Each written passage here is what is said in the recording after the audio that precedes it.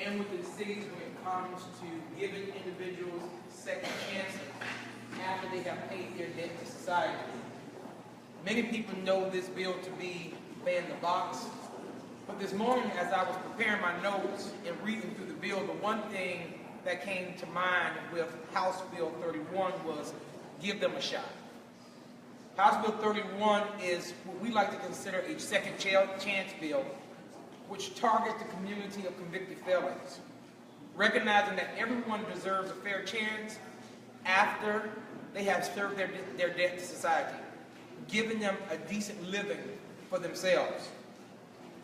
House Bill 31 removes from the application the subsection requiring the applicant to disclose whether or not he or she has been convicted of a felony. 25 states and 150 counties have taken the steps to remove barriers from applicants that are victims of having a felony.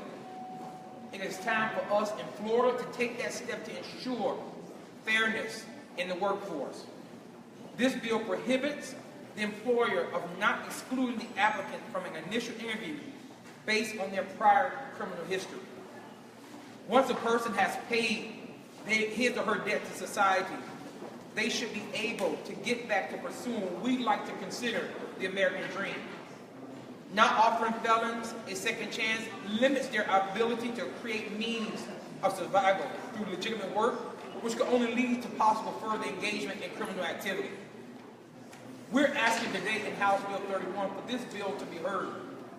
We're asking for it to be heard because those individuals who have served their debt to society, it is important that they are at least given the opportunity to have an interview so they can sit down and prove themselves, give them a shot to let individuals know that I've served my debt to society and I deserve the right to work.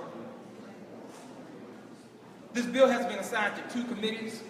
We have met with the chairs of each committee, letting them know that this is not a Democrat or Republican issue, but this is a bill of fairness, that everyone deserves that opportunity to have a free work opportunity. I say to my Republican brothers and sisters that we are so big on making a statement of individuals living the American dream. Let's help people do that. Let's not hold them back from having that opportunity. I would now like to introduce Representative Vermont Alexander. Thank you, Representative Jones, for your well-thoughtful comments in regard to this matter. We're here today because the system, in our opinion, is designed for many in our future to fail. And if we don't invest in our future, who will? I'm pleased to sponsor House Bill 553, which, if enacted, would ban public employees and public post-secondary educational institutions from inquiring about an applicant's criminal conviction history on initial employment application. Our institutions of higher education should not require prior criminal records and college admissions or access when convictions should deny a prospective student admission. For many young people, especially many young men of color, a criminal conviction is a lifetime impediment that makes it nearly impossible to become a contributing asset to society. The use of a criminal record has a significant impact on the ability of low-income students, many of whom are students of color, to get to college and to receive a high-quality education. This legislation will open a pathway to students. Banning the box from admission applications, this is a good policy for the community, the state, and the nation. Higher education opportunities are an important element in our efforts to reform our criminal justice system and to end mass incarceration. Passage of the ban the box legislation that Representative Jones and our sponsor will be a great benefit to society in breaking down generational cycles, poverty, hopelessness, in regards to addressing how we operate in the criminal justice system. I want to also recognize our co-sponsor of this very important piece of legislation, Representative Geller. Let's give him a round of applause for stepping up. You see our head of policy, Representative Berman, here. This is a phenomenal piece of legislation. It is so critical that we level the playing field and give access and give opportunity. And so to give some further context to these critical subject matters, I would now like to recognize Senator Rouson. Thank you, Representative Alexander. And I stand here in full support of my colleagues in the House who are doing what we might call God's work. When a person has made an error of judgment and the law has dealt with them and they have paid their debt and done their time, as a civilized society, we ought to find ways to encourage them to reintegrate, to become accountable and productive citizens again in the state of Florida. I'm proud of former State Representative Rick Kreisman, now Mayor of St. Petersburg, who banned the box in the city of St. Petersburg, and it's something that should be done statewide. Senator Jeff Clemens of Palm Beach County has filed the companion legislation in the Senate. It is my intention to urge all of my colleagues in the Senate to fully support it. Thank you. At this time, we're opening up for questions. Do you have any data on how banning the box affects recidivism rates? Well, currently, right now, we have not done our research on banning the box and the recidivism rates. But I could tell you this, and Representative Alexander could piggyback if he would like. Well, I will tell you that when you give an individual a second chance and they have the opportunity to make an honest living, I think we all here can agree that makes sure that individual give them the assurance that they don't have to go and do the things that they have previously done. And so I believe without the research in my hands right now, that we all can agree that with giving an individual opportunity to have a honest living, that they can that they would not receive violence. Well, it's the right thing to do. I'm a former admissions counselor in the state university system, served as a senior enrollment coordinator. And anytime we can give opportunity, give access to people to improve their quality of life and break down generational cycles, that's smart policy, and that's the right thing to do. What do you say to the business owner who says it's his or her right to know who's looking for him, whether they're Well, and I totally understand why some individuals from the business community should think that it's their right to know. And it's fair, but you will have the opportunity to know. I don't think we're banning them from even asking the question.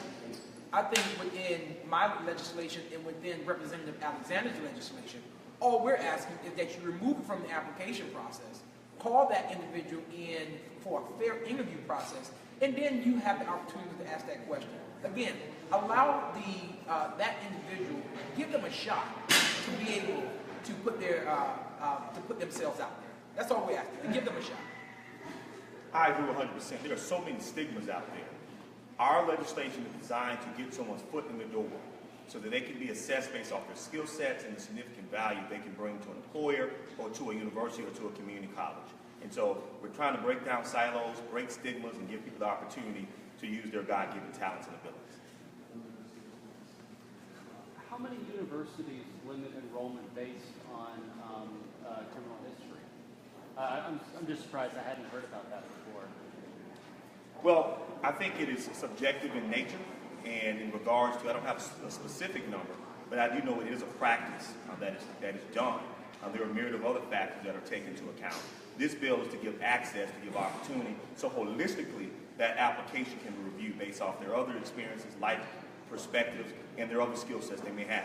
They may have a very high ACT score, high SAT score. They may have done 5,000 hours of community service and made one mistake in their life. I think that there should be a holistic look and review in regards to admissions to a college or university, as well as seeking employment at a state employee job.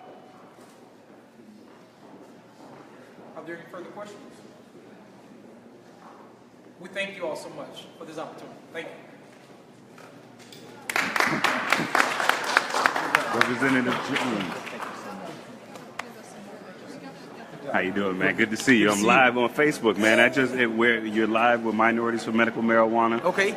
Tell the people how we can help support your efforts and what you're trying to do here. We definitely think from the Amendment 2 standpoint, this part is also crucial because some of those convicted felons are going to be looking for jobs in this medical marijuana industry, and we want them to have access. So tell them how we can support you and be helpful. Oh, absolutely. Well, the first thing, I think we all can agree that when it comes to the minority community and when it comes to criminalizing for low dosages of carrying marijuana, the African Americans, we have found ourselves to be criminalized more.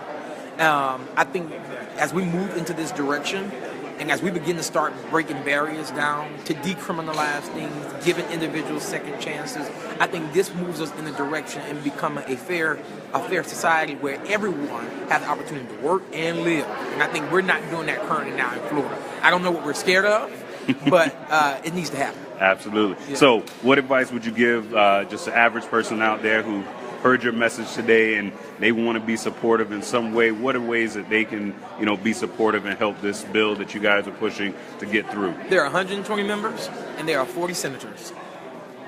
Find out who's in your district, and you need to reach out to them and ask them to hear House Bill 553 and House Bill 31. It's only the right thing to do. I believe that when people begin to understand that their voice actually matters and they are truly advocates, we won't be here if it wasn't for them. If the people speak too loud, we're out of office. So we need people to speak loud in what they believe in and make sure that legislation like this reaches the 20 million people in the state of Florida. Well, thank you again for your time and thank you for your efforts, and we certainly will be supporting you. We'll be pushing this message to our members and making sure that they're aware of what the work you guys are doing here and that we make sure we support you. I appreciate it. Thank you again. Thank you. Thanks.